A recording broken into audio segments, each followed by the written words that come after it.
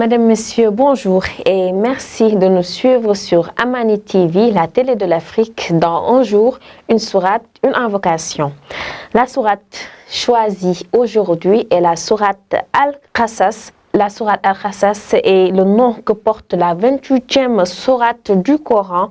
Elle comporte 88 versets signifiant en français le récit.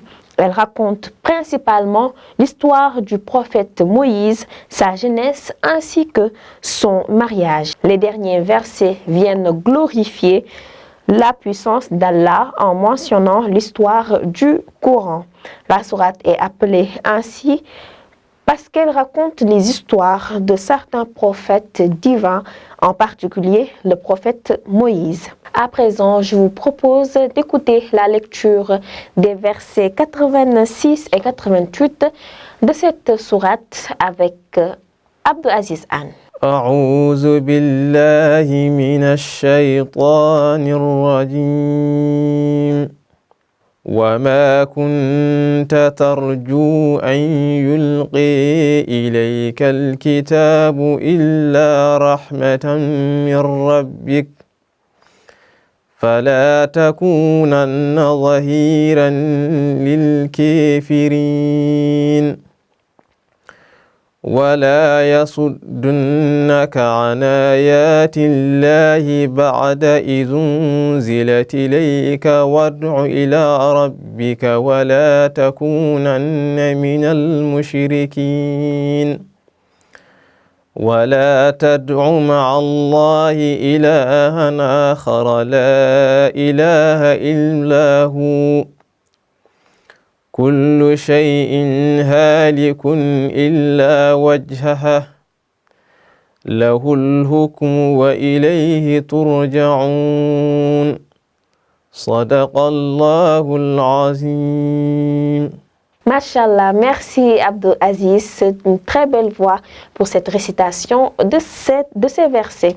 À présent, nous allons passer à l'invocation du jour, une invocation à dire lorsque tout se passe bien. À travers ces mots, la louange est à Allah, de par sa grâce, que se réalisent les bonnes choses. Et la lecture en arabe se fait avec Abdou Aziz Anne. بسم الله الرحمن الرحيم الحمد لله الذي بنعمته تتم الصالحات صدق الله العظيم. Merci à Abdou Aziz Anne pour la récitation de cette invocation.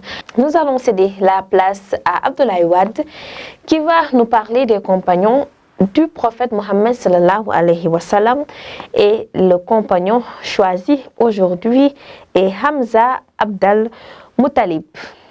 Merci beaucoup Adja. Sa conversion à l'islam a suscité la peur chez les gens de la Mecque. Hamza ibn Abdul Muttalib était passionné de la chasse et de la boisson. Il est non seulement l'oncle du messager, mais aussi son frère de lait. Ils ont vécu ensemble depuis leur jeunesse, mais à un moment donné, leurs chemins se sont séparés. Hamza appréciait toujours la loyauté et la sagesse du prophète. C'est pourquoi il a réagi de manière violente à l'égard de Abu Jahl lorsque ce dernier a insulté le prophète. C'est à Hamza que le messager confia le premier emblème pour mener les musulmans lors de la célèbre bataille de Badr. Il y montre courage et engagement au service de l'islam et combattit comme un lion, à tel point que le messager de Dieu le surnomma le lion de Dieu et de son envoyé. Les dignitaires Qurayshites ont ourdi un complot pour éliminer Hamza, le lion. Ils chargèrent ainsi Wahshi, un esclave abyssin, de tuer Hamza en échange de sa liberté. Le jour tant attendu lors de la bataille de Uhud, Wahshi, qui suivait jusque-là Hamza, a profité d'un moment d'inattention, prit sa lance, puis visé attentivement et abattu Hamza qui rendit l'âme. Ainsi succomba Hamza, victime d'un complot tissé à la Mecque par les plus grands dignitaires Qurayshites pour venger leur mort à Uhud.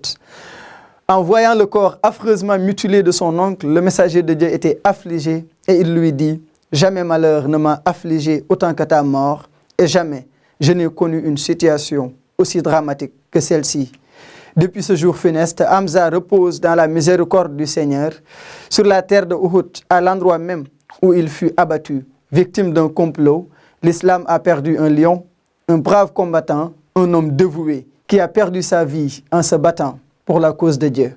Voici donc Adja l'histoire de Hamza ibn Abi Muttalib. Merci à Abdoulaye Wade. Un jour, une sourate, une invocation. C'est fini pour aujourd'hui. Merci de nous avoir suivis. Merci à l'équipe technique. On se retrouve demain, Inch'Allah, pour un nouveau numéro. Ramadan Karim à tous.